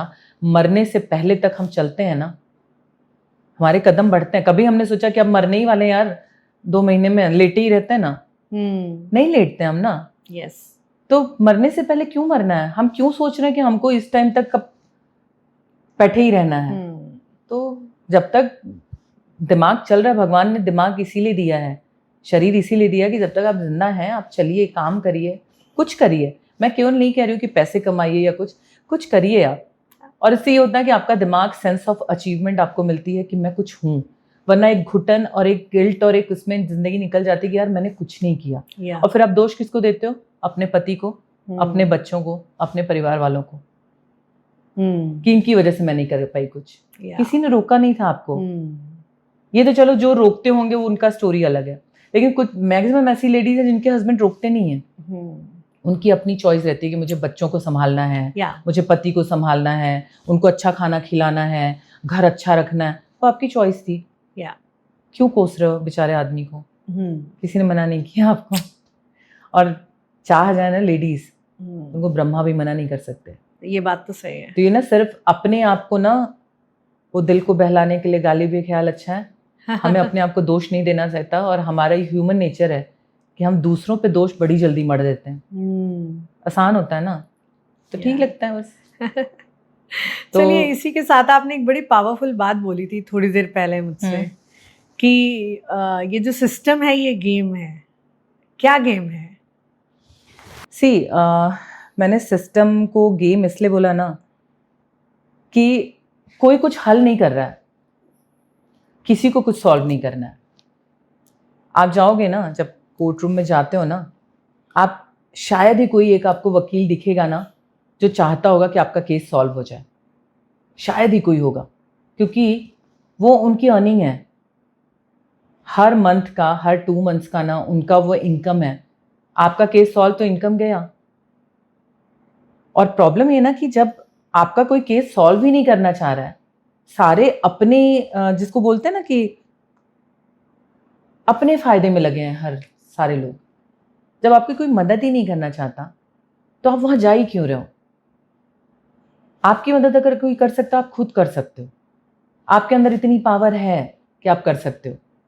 गेम इसलिए भी बोलती हूँ क्योंकि आप देख लो, पूरा इंडिया देख लो गेम में लगा हुआ है। क्या हल हो रहा है इंडिया में? कुछ हल नहीं हो रहा है। सिर्फ पैसे जा रहे हैं, सबके टैक्स भर रहे हैं, पैसे जा रहे हैं। हल कुछ हो रहा है क्या? कोई ऐसी प्रॉब्लम बता दो जो लगा रहे कि हाँ इंडिया में अब ये पूरी तरीके से हल हो गया। हम कहीं ना कहीं से उस गेम में फंसते चले जा रहे हैं बस। तो मुझे ऐसा लगता है आपके अंदर खुद पावर है अपनी चीजों को सॉल्व करने का। कुछ बड़ा रहे सामाजिक तो जाओ ना कोर्ट के पास, लेकिन अपने पति, बच्चे, भाई बहन के लिए कोर्ट में क्यों जा रहे हो? आज आप 10 साल खुश थे, ऐश की, तब तो कोर्ट को नहीं बोला आपने। आज जरा सा झगड़ा हो गया, आप चले गए कोर्ट में। और वहां ना जब साथ लेके आए थे, बारात लेने गए, तो वहां बारात बिठा के आप एक दूसरे को बेइज्जत कर रहे होते हो, बाकी कुछ नहीं कर रहे होते। वकील आपको कभी बोला है? आपको 10 एक्स्ट्रा एलिगेशन बताता है लगाने के लिए, क्योंकि आप लगाओगे नहीं तो आपको कुछ मिलेगा नहीं। तो आप कभी लगाते हो कि इनका चक्कर था, कभी लगाते हो ये कैरेक्टरलेस थी, तो कभी लगाते हो कि ये एंजाइटी इसको होती है, कभी लगाते हो डिप्रेशन होता है, कभी बोलते हो ये होता है। दुनिया भर के एलिगेशन आप उस इंसान पे लगाते हो जिसको आपने कभी सबसे ज़्यादा प्यार किया था। तुम मुझे लगता है भूल कैसे जाते हैं यार लोग? क्यों भूल रहे हो? बैठ के बात करो, और नहीं हो रहा ना तो पेपर रखो ना, आपस में डिवोर्स लो, खत्म करो म्यूचुअली। एग्जैक्टली क्यों इतना ज्यादा क्योस क्रिएट करना है दुनिया में? और भी बड़ी चीज है यार, अपने हर घर एक जमीन के टुकड़े के लिए भी लोग कोर्ट पहुंच जाते हैं, और कितना जमीन, उतने जमीन में ही मरना है, पता है, वही जमीन के लिए कोर्ट पहुंच जाते हैं, फिर झगड़ रहे होते हैं, सालों लड़ रहे होते हैं, पुश्तैनियां खत्म हो जाती हैं तो भी लोग लड़ रहे होते हैं। तो इसलिए मैंने गेम बोला कि वहाँ कुछ सॉल्व नहीं हो रहा है, केसेस पेंडिंग पड़े हुए हैं, क्योंकि जजेस को भी पता है कि यार चोरी का केस और वो जमीन का केस सॉल्व करूँ कि मर्डर का केस सॉल्व करूँ, आपको खुद समझना पड़ेगा। जहाँ बड़ी प्रॉब्लम पड़ी हुई है वहाँ आप इतने छोटे छोटे प्रॉब्लम को लेकर क्यों जा रहे हो? और किसी को चिंता नहीं है। पानी खराब हो रहा, कल मैंने एक वीडियो देखा, पानी इतना खराब हो चुका है ना कि पंजाब के उधर और कई शहरों में आपको पता है कैंसर ट्रेन चल रही है। यस, कैंसर विलेज हो चुका है। और वो ये कैंसर है जिसका कि इलाज हम नहीं अभी तक ढूंढ पाए हैं। हम बिगर प्रॉब्लम को देख ही नहीं रहे, पता है तुम्हें? इसने मुझे ऐसे मुंह देख के टेढ़ा किया, मुझे इस पे तकलीफ हो गई। इसने मुझे ठीक से चाय नहीं पूछा। हम इतने कमजोर हो चुके हैं मानसिक रूप से कि हमको इस पे तकलीफ हो जा रही कि किसी ने मुझसे चाय नहीं पूछा, इसने मुझे ऐसे देखा, इसने मुझे तारीफ नहीं की, इसने मुझे साड़ी की तारीफ नहीं की, इसने मुझे बुरा कहा। हम इसी में उलझे रह गए, पता है तुम्हें? हम बिगर प्रॉब्लम देख ही नहीं रहे हैं कि दुनिया खत्म हो रही है यार। तुम्हारा रिश्ता तो चलो जो भी है, दुनिया खत्म हो रही है, एक इंसान खत्म होता जा रहा है। हम किस बात पे लड़ रहे हैं? क्या सोच रहे हैं? किस चीज की जलन है यार? क्या क्या खा रहा है हमें समझ ही नहीं आ रहा है। बस पागलों की तरह लगे हुए हैं हम। जैसे आपने अभी बात की कैंसर की, कैंसर ट्रेन की, और ऑफ कोर्स हम रिश्ते खाए जा रहे हैं अंदर से। अभी एक रिसेंटली जैसे दिल्ली के ऊपर, दिल्ली पोल्यूशन के ऊपर केस चला कि पोल्यूशन जो है वो दिखता नहीं है, मगर कितना बड़ा क्राइम है जो गवर्नमेंट कर रही है हमारे अगेंस्ट। बहुत ज्यादा पोल्यूशन दिखता नहीं है, नदियों में तो दिखता भी है, एयर में भी दिखता ही है। तुम देखोगे अगर आज कितनी सारी नदी, दिल्ली की यमुना नदी का ही तो केस था मुझे लगता है, जिसमें वो पूरी झाग ऊपर तक आ गई। वो केमिकल्स ही है ना, वो डायरेक्ट हम अपनी थाली में परोस रहे हैं, वो खाना, वो पानी, और हम वो जहर खा रहे हैं। और हम सोच रहे हैं कि यार कैसे, अब तो ऐसा है ना कि हम फिजिकली भी जहर खा रहे हैं, और जो ये अहंकार, क्रोध, लोभ, लालच, ये हम फिजिकली भी और मेंटली दोनों तरीके से जहर खा रहे हैं। और ये क्रोध और जलन, नार्सिसिज्म, इन सब का तो हालत ये है ना कि हम सोचते हैं कि जहर हम पी रहे हैं और मरेगा कोई और। ऐसा नहीं होता है। जहर हम पी रहे हैं तो मरेंगे भी हम ही। इसीलिए ऐसा होता है कि जब आपके अंदर कोई ऐसी कड़वाहट आती है ना, तो सबसे ज़्यादा शारीरिक मानसिक आपका नुकसान होता है, सामने वाले का नुकसान नहीं होता है। आप अहंकार के उसमें अगर हो ना, तो इंटरनली आप खत्म होते हो, सामने वाला नहीं खत्म होता। तो जहर आप पी रहे हो तो मरोगे भी आप। कितनी गहरी बात बोल दी है आपने। और जैसे आप बोल रही हैं कि आजकल के रिश्ते जो हैं ईगो में, कंडीशनिंग का प्रॉब्लम नहीं है, ईगो है या फिर पावर है, नार्सिसिज्म है, कितनी सारी रीजंस के कारण ना खराब हो रहा है बहुत ज़्यादा। मगर अगर वैलिडेशन बोल सकते हो। यस, वैलिडेशन सबको चाहिए। आपने नहीं कुछ किया तो भी आपको वैलिडेशन चाहिए। अब पहले देखो हमारे यहाँ फर्स्ट आना ना इतना मुश्किल होता था, और बहुत होता तो फर्स्ट सेकंड थर्ड प्राइज मिलती थी। यस, आज सबको प्राइज मिलती है, पता है तुम्हें? हम इतने वीक हो गए हैं ना कि नहीं मिलता है तो बच्चे रोने लगते हैं, हमें तकलीफ हो जाती है, लोग डर के मारे दे रहे हैं कि मर न जाए। समझ रहे हो? पहले हम पावरफुल थे, हमें फेलियर हैंडल करना आता था। हम समझते थे कि ठीक है यार, इस बार फेल हुए, अगली बार दिखाते हैं। हम में जज्बा था ये। अब नहीं रह गया। अब ना एक अवार्ड नहीं बनाया जाता, अब 15-20 अवार्ड बनाया जाता है। तुम देखो, हाँ, मिस सारी, मिस ये, मिस, किसी को रूठते हुए नहीं देखना है, किसी को ये नहीं चाहिए कि किसी का मुंह उतरा हुआ है या हम हार गए। सबको चाहिए तो वैलिडेशन है, और कमी है कि भाई आप फेलियर हैंडल नहीं कर पा रहे हो। सबको सक्सेस चाहिए, सब अच्छा करना चाहते हैं। आई नो, आज के ज़माने में इतनी सारी इंफॉर्मेशन अवेलेबल है, इतने सारे लॉज हैं जो कभी कभी आपके फॉर काम करते हैं, कभी अगेंस्ट भी काम कर देते हैं। इतने सारे रिलेशनशिप काउंसलर्स हैं, उसके बावजूद भी रिश्ते क्यों टूट जाते हैं? यही तो मैंने बताया ना कि जो काउंसलर है ना वो सिर्फ आपको रास्ता दिखा सकते हैं, चलना तो आप ही को है। तो जब आप ही नहीं चलोगे तो 10 नहीं, 50 नहीं, 5,000 भी हो जाएंगे ना तो भी नहीं कोई संभाल सकता, क्योंकि इवेंचुअली आपको अपने ऊपर वर्क करना पड़ेगा। तो वो फर्स्ट स्टेप क्या होगा? जैसे किस चीज में? रिलेशनशिप बचाने के लिए समझना सबसे पहला स्टेप। मुझे ऐसा लगता है कि आपको समझना पड़ेगा कि सामने वाला भी इंसान है। आप सामने वाले को उसी तरह ट्रीट करना पड़ेगा जैसे आप अगर कभी तकलीफ में होते या आपसे कोई गलती होती या आपको कोई चीज नहीं अच्छी लग रही तो आप अपने आप को कैसे मनाते हो बताओ? समझ लो हमें कुछ खाना रहता है ना, तो हम फ्रिज खोलते हैं, रसगुल्ला खा ले क्या, दिमाग बोलता है खा लो, 2 ही खाते हैं, अच्छा ठीक है 2 ही खा लो, 4 खा लें क्या, अच्छा रहने दो, राइट? या अगर मान लो हमसे कोई गलती हो गई, हमने चोरी कर ली, हम क्या बोलते हैं, कोई बात नहीं यार हमारे हालात अच्छे नहीं थे इसलिए चोरी नहीं की ना, हम क्या गलत हैं क्या, हम कोई पेशेवर चोर थोड़ी ना हैं, ये तो मेरे हालात ख़राब थे इसलिए मुझे चोरी करनी पड़ी। या तो फिर जब हम चीटिंग करते हैं हमें क्या लगता है, अरे यार सामने वाले ने हमको टाइम नहीं दिया इसलिए हमने चीटिंग की ना, ये हम अपने आप को समझाते हैं। सामने वाला मेरे लिए अवेलेबल था क्या ना, इसलिए हमें चीटिंग करनी पड़ी, मैं क्या चीटर हूँ क्या, नहीं बिल्कुल नहीं, ये तो मेरी गलती थी, इमोशंस में बह गए, बहुत सारी चीज़ें लोग बोलते हैं, लेकिन किसको? खुद को। जिस दिन आप सामने वाले को ना इंसान समझना शुरू कर दोगे और ये समझना शुरू कर दोगे ना कि जैसे आपसे गलतियां होती हैं ना वैसे ही सामने वाले से भी गलतियां हो गई हैं, तो माफ़ करके आगे बढ़ो, तब तो चल जाएगा। लेकिन अगर आप ये सोच लिए ना कि नहीं यार मैंने किया तो मेरी मजबूरी थी, लेकिन तुमने किया तो तुमने गुनाह किया है, बस यही गड़बड़ है। तो मुझे ऐसा लगता है कि पहला स्टेप सामने वाले को इंसान समझ लो, इतना ही काफ़ी है।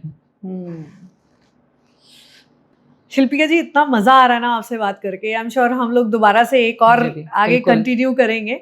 मगर last but not the least, आज की जनरेशन जो हमें देख रही है, व्यूअर्स जो हैं, आप उनको क्या मैसेज देना चाहेंगी, उनको क्या करना चाहिए कि उनके रिश्ते सुधरें? अब रिश्तों को सुधारने जैसा इतना बड़ा ज्ञान ना आई डोंट नो कि मुझे देना चाहिए कि नहीं देना चाहिए, क्योंकि आज के टाइम पे सभी मतलब एक फर्जाइल है, पता हम एक कांच में खड़े हैं, इधर से धक्का लगेगा तो भी कांच टूटेगा, उधर से धक्का लगेगा तो भी कांच टूटेगा। और अगर मैं बोलूँ ना तो एक लाइन बोलना चाहूँगी, एक गाने की लाइन है कि किसको कैसर पत्थर मारूं कौन पराया है, किसको कैसर पत्थर मारूं कौन पराया है, शीश महल में एक एक चेहरा अपना लगता है। वाह। तो प्रॉब्लम ये ना कि सब अपने हैं, आप करोगे क्या? सिर्फ इतना है ना कि बहुत राय, मैं इतनी बड़ी नहीं हुई हूँ कि मैं कोई राय दे सकूं, बस इतना ही कहूँगी कि अपने से जहाँ तक मैं समझ पाई हूँ, अगेन वही है कि आप अपने ऊपर वर्क करिए और सबसे पहले ना कोशिश करिए कि सामने वाले को ना एक्सट्रीम गलत समझने की बजाय उसकी कंडीशनिंग समझिए कि क्या कहीं वो जो गलती कर गया उसमें अनचाहे रूप से आप तो इन्वॉल्व नहीं थे। क्या हो सकता है, जैसे जब हम चीटिंग की बात करते हैं, क्या कहीं ऐसा तो नहीं कि आप उसके साथ नहीं रह पाए और सामने वाला भटक गया। फिर बच्चों की बात करते हैं कि क्या कहीं ऐसा रहा कि माँ बाप इतने बिजी हो गए कि बच्चों को नहीं देख पाए तो बच्चा भटक गया। क्या कभी ऐसा हो रहा है क्या कि आप कोई ऐसी चीज़ कंटिन्यूस अपने पार्टनर को कहते जा रहे हो कि सामने वाला ना ख़त्म होता जा रहा है, तो क्या उसकी कंडीशनिंग जो हो रही है या वो जो फील कर रहा है, कहीं आप तो रिस्पॉन्सिबल नहीं हो? तो मुझे ऐसा लगता है फर्स्ट चेकिंग अपनी करनी चाहिए कि एक बार बैठो शांति से, पूछो कि जब हम रील में देख रहे होते हैं ना कि उसका हस्बैंड इतना अच्छा है, उसकी वाइफ इतनी अच्छी है, उसके बच्चे के बड़े संस्कारी हैं, उसके वो रील में ना 2 मिनट की रील होती है, 24 घंटे का रिश्ता नहीं होता। और आप अगर चाहोगे ना कि 24 घंटे में कोई आपके साथ बिल्कुल अजनबी बन के रहे तो नहीं पॉसिबल है। कभी गुस्सा फूटेगा, कभी प्यार छलकेगा, कभी चीज़ें तकलीफदेह लगेंगी, लेकिन थोड़ा थोड़ा समझ के लेना पड़ेगा, क्योंकि आप अगर ये वही है रिश्तों की ग्रीसिंग बोलते हैं इसको। आज हम जब मशीन खरीदते हैं तो हमें बनाना पड़ता है ना उसको, ये एक दिन में नहीं बनेगा। हमको क्या लगता है, हमने शादी की, 1-2 साल अच्छा चला, अब सब अच्छा ही है, अचानक क्यों बिगड़ गया? अचानक आप देखो कि आपने ना वो जो मरम्मत करनी थी आपने की ही नहीं है। अपने को हर रोज मरम्मत करनी पड़ेगी। हल्का सा क्रैक दिखे ना भरो, हल्की सी चीज दिखे ना बात करो, हल्का सा कुछ लगे कि यार मूड अपसेट है ना, समझो कि क्या हो रहा है, कहीं ये कुछ लंबा तो नहीं, कुछ टूट रहा है। तो आपको ना ये रिश्ता समझ, थोड़ा संतोष, थोड़ी अंडरस्टैंडिंग से आपको देखना पड़ेगा कि यार ये कहाँ गलती हो रही है, बैठ के बात करिए। नहीं जम रहा है तो बैठ के बात करके छोड़ भी दीजिए, उसको घसीटिए भी मत। क्योंकि अगर एक रिश्ता खत्म होते होते एक लाश बन जाए तो उसको जब आप ढोएंगे ना तो आपके कंधे तो दुखेंगे। तो बात करिए और समझिए कि इसको भाई रिश्तों को मरम्मत की जरूरत है। कभी आप झुकिए, कभी सामने वाला झुकेगा, बट वो झुकना हमेशा आपकी विल से होना चाहिए, मजबूरी से नहीं, डर से नहीं कि आप वो रिश्ता डर या मजबूरी से निभा रहे हैं, झुक के निभा रहे हैं, रखड़ के निभा रहे हैं। नहीं, आपको रिश्ता ना अपनी इच्छा से कि आज सामने वाला टूटा हुआ यार, मैं झुक जाता हूँ, कल सामने वाला, मैं टूटूंगा सामने वाला संभाल लेगा। इट्स अ जर्नी, इसको हमेशा बनाते रहना पड़ेगा, हर मिनट। वही बोलते प्रैक्टिस है ये आपको हर रोज करनी। रियाज आपको ना, आप देखो गाने होने वाले 18 साल रियाज करने का पूरी जिंदगी रियाज करते हैं, फिर भी करते हैं। हाँ, डॉक्टर्स कभी बोला है क्या किसी ने कि अरे यार किया था हमने तो अब तो आना चाहिए? रिश्ता वैसी है, रियाज है। आपको ना उतनी शिद्दत से रियाज करते रहना पड़ेगा। जो जितना अच्छे से रियाज करेगा, जितना वक्त देगा अपने रिश्ते को, उसके रिश्ते की ना जो बोलते हैं ना सुर, उतनी अच्छे निकलेंगे, ऐसा मुझे लगता है। बाकी तो देखो हर ह्यूमन बीइंग अलग है, सबकी कंडीशन अलग है, सबकी चीज़ें अलग हैं, तो हम सिर्फ बता सकते हैं, राय दे सकते हैं। आज शिल्पिका जी आपने ना हमें क्या समझाया, मैं बताती हूँ। आपने हमें ये समझाया कि लॉ पावरफुल है, मगर सबसे पावरफुल हमारा माइंडसेट है। बिल्कुल। Thank you so much for being with us at the अमीकाज़ thank you Megha, thank you so much. Thank you.